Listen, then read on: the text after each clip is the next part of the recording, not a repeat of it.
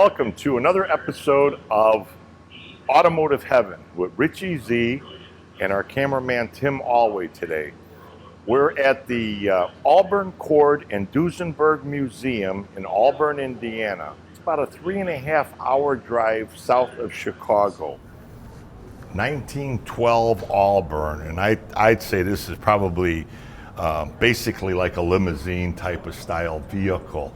But what really drew me into this car, they've got the door open. I had to ask why. We have not seen any of the interiors or anything. This interior is the original interior from 1912. And another unique part of this vehicle is it was the first year of electric headlights for a vehicle. It was on this Auburn, 1912 Auburn. I can't even comprehend how they drove these cars at night. And then I was talking to Sam earlier, and he was telling me that it wasn't to see the road, you know, with the lanterns and all of that they had. It was to be seen, so that you wouldn't run into a farmer with his horse and buggy or things like that. But when you look at stuff like this, you know, I just want to talk a little bit about, you know, they built a frame and they put these cars on top of the frame. But they did that for a simple reason. Because if you hit potholes, and back then the roads were full of potholes. One of the reasons you have like spare tires, they call them side mounts on a lot of cars, was you'd be out driving, going out with the family for a Sunday drive, and you would hit a bump and flatten the tire. So there was like a lot of cars you would see with side mounts on each side, and they would even have 2 spare tires on the back. But this one is really, it's to see something like this from over 100 years ago and be in this condition. I'm afraid to even touch it. To be in this condition, I think is really, really special. 1923 Auburn 651. Now we're in an interesting room here at the Auburn, Cord, and Duesenberg Museum, where we have all Auburns are in this room. There's 11 of them, and they're all pre-Cord. Cord came here in, I believe it was 1925. So we have pre-Cord, E.L. Cord, in the Auburn room. And these are all classics from that era. We have here a 1924 Auburn 663. And, you know, you look at cars today and that, and you kind of like wonder, but a lot of the stuff that you see from the auto industry, from even the 20s and that, you'll see that flavor, that style, that charisma that they built into cars back then in vehicles we're driving today. So Auburn was a very small, low production regional automaker. So one of the things that they needed to do to keep relevance was to keep innovating, keep building bigger, keep building newer cars. For example here, this is a 2-cylinder Auburn, 24 horsepower, very useful for the road back in its time, but Auburn had to keep up with the competition that was building bigger and faster cars as well. Here you also see the headlights that utilize the acetylene and kerosene mixture, and that was a very primitive, unsafe, dangerous way of lighting up a car, more to be seen rather than to see down the road. And that continued throughout the years with this 1911 Auburn here. Again, trying to keep up with competition, you've got something that's bigger, more stylish, more shiny brass on it to be that eye-catching appeal. And this one is a 4-cylinder car that has 40 horsepower. So they also almost doubled the output and therefore the top speed of the car in just 2 short years to keep up with other competition.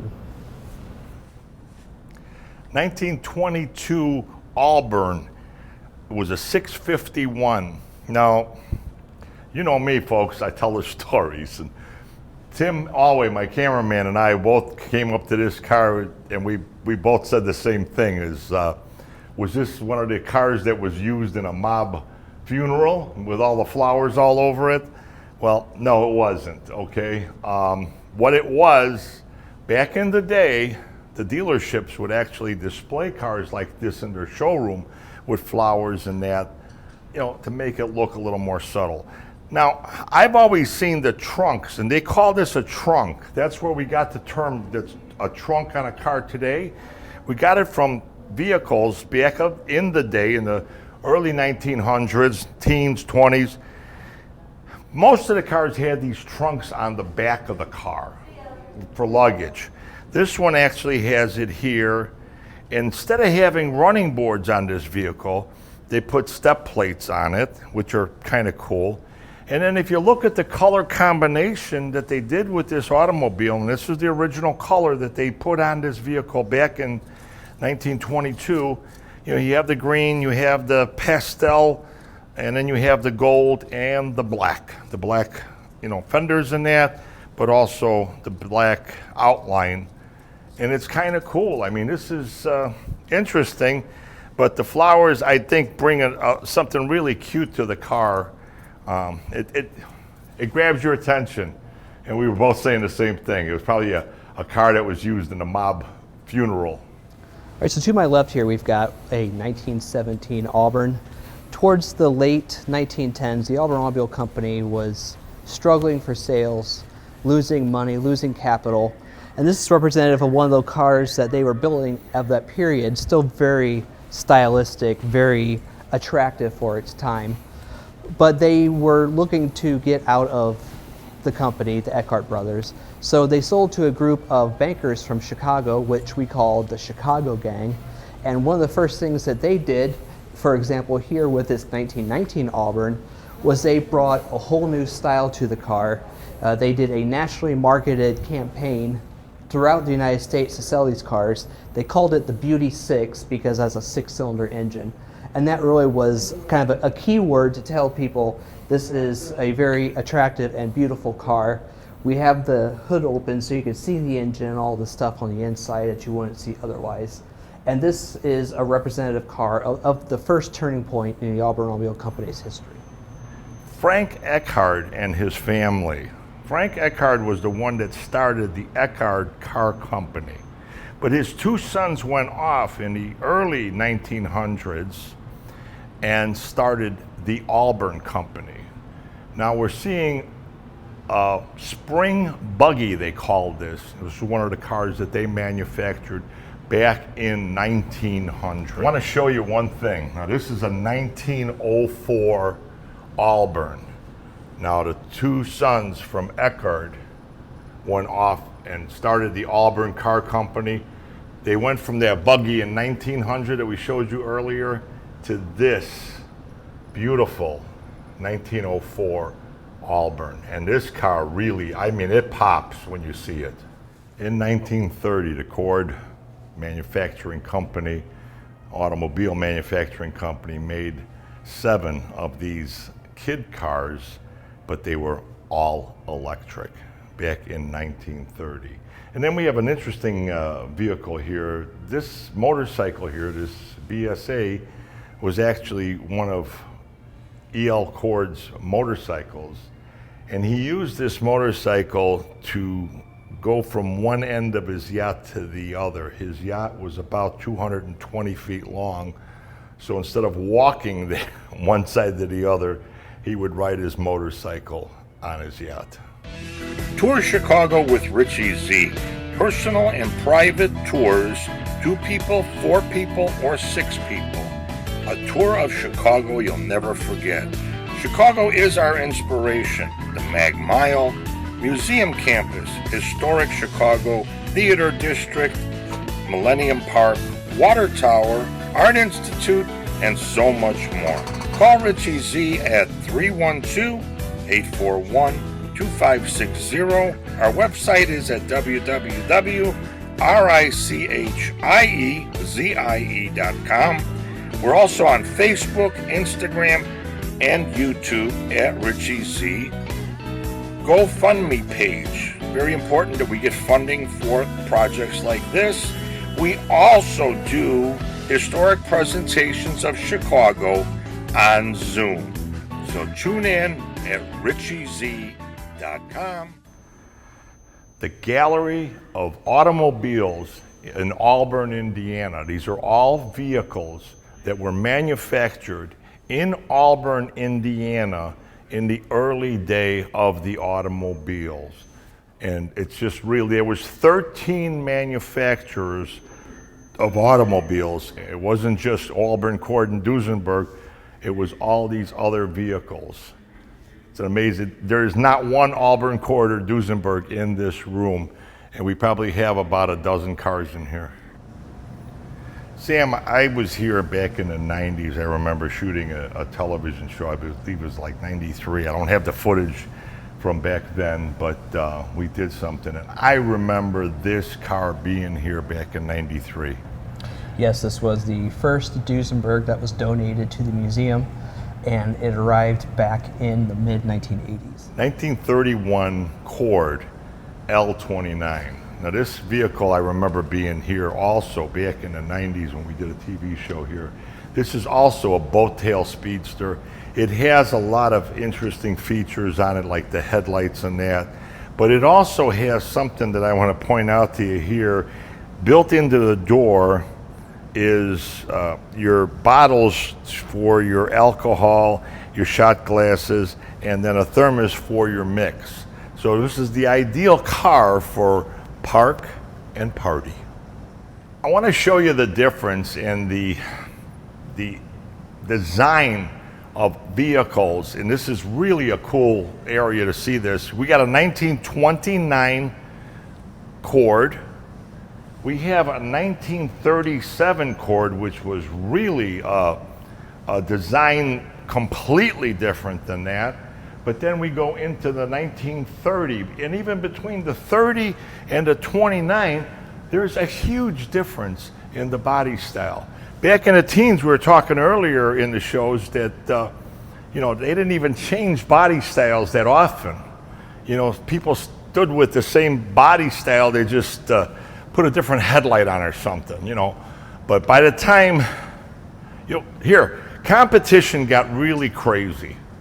And the strong survived, but also the people that built desirable vehicles that people wanted, that turned the people on, that they got into dealerships or they went to an auto show, they saw something they fell in love with, and that's why they changed. But here's a perfect example of 3 Cords, 29, 37, and 1930. All right, so what we're standing right next to here is a 1933 Chrysler Imperial Roadster. It was Chrysler's most high-end car for that year, for 1933. It would cost you over $3,000 during the height of the Great Depression. But it's among one of their most very visually appealing and stylish automobiles for its time. Fast forward to just 2 years later, and Chrysler goes in a completely different direction with their automobiles. This is a 1935 Chrysler Imperial Airflow sedan. Very different from 1933 in the fact that they really went for a streamlined design. It was very much a departure from the regular norms that people thought of as an automobile back then. And as such, sales for this radically new and aerodynamic design were low, but it brought about a very important change in the automobile history in terms of its design and its attention to aerodynamics. Here's Tim Alway, our cameraman, checking out a vehicle. Tim is the guy that makes me look like magic. He's the one that creates the magic in the show Automotive Heaven and Chicago History. He's our cameraman. He's been with me for a long time, and we get along great, believe it or not. 1929 Lincoln Model L. This was the car. I mean, Leland was the guy that designed and built the Lincoln Car Company. But before he did that, he built the Cadillac Car Company. Leland was a very intelligent man when it came to designing and manufacturing, but he was a horrible businessman. He went bankrupt with the Cadillac Car Company, but he was able to start the Lincoln Car Company, and he actually went bankrupt with that, and that's when Henry Ford and Edsel took over. Now, a lot of the stuff that ended up on Lincoln automobiles was because of Edsel Ford. Edsel Ford was an extremely talented engineer and designer of automobiles, but he always had a tiff with his father, and make a long story short, he passed away way before his time. I think he was like 47 years old when he passed away. But I love these old Lincoln automobiles, but this old style with the driver's compartment being open and then everything's enclosed for the passengers. This is really an interesting automobile. 1936 Pierce Arrow, and this one is in very, very pristine condition. I was talking to Sam earlier about cars that will score high points in shows. I don't ever want to call a car a 100-point car because that's like almost impossible to score. But I would say that this vehicle, in the condition it's in, it's got to be in the high 90s in scoring at a concourse. But let me give you a little history background on the Pierce Arrow automobile. This was a high-end automobile, and again, I believe it was manufactured in Indiana, correct? No. Buffalo, New York. Oh, Buffalo, New York. I've been corrected, folks. That's cool. But it started back in 1901, and it ended up falling apart because of the Great Depression, but it went all the way to 1938. And it really was a high-end car. This 36 Pierce Arrow 1602 was the model number of it. It cost $4,150 back in 1936. So, because of the Depression and this and that, even the rich at that time didn't trade cars in like they did prior to the Depression. It was a thing, if you had a good car and this and that, you would not trade it in. So, but this was a great automobile. It has a great history. I'm glad we have one here that we can look at and enjoy the beauty of a gorgeous automobile. Richie Zie at the Auburn and Duesenberg Museum, and I was here today with Sam Grate. Yep. You are the curator of the museum, correct? Correct. And man, I loved having you on my radio show a number of years ago. Thank you. We did a whole hour together, and I got a lot of response on, they loved the way you talk about the vehicles. You're not trying to talk down or up to people. You just tell the story, and that's kind of what I'm from. Right. I want to thank you today because you made my job enjoyable today. I'm glad. We worked very hard today, both of us did. But I want to thank you because, man, you know a lot, and it's like, why even, be involved with, let Sam take this one. I mean, he's, and you told some great stories. So, man, I talked to Brandon, the executive director and CEO of the company, and he's saying that they're going to possibly, when we get done with editing and everything else, post it on your website and your Facebook page, some of the stuff we did. We'll definitely share it. So that's going to be really cool. And like I said earlier, if you enjoy programming like this, I got a YouTube page up. You can call me direct if you want us to come out and shoot. We do corporate things, and we do a lot of different things. So, or if you have a product service that you want to advertise on our show, we'll take you on with open arms. Thank you again. No problem. Thank you for coming out and for hosting us today. Special thanks to the Auburn and Duesenberg Automobile Museum. Museum Curator Samuel Grate, Executive Producer and Host Richie Zie, Cameraman Timothy Alway, Post-Production and Editing Zoe Laird. Visit us at YouTube, Instagram, and Facebook at RICHIEZIE. Call me direct at 312-841-2560. Go to our website at www.RICHIEZIE.com. Go fund me at Richie Zie. It's very important that we get funding for programming like this.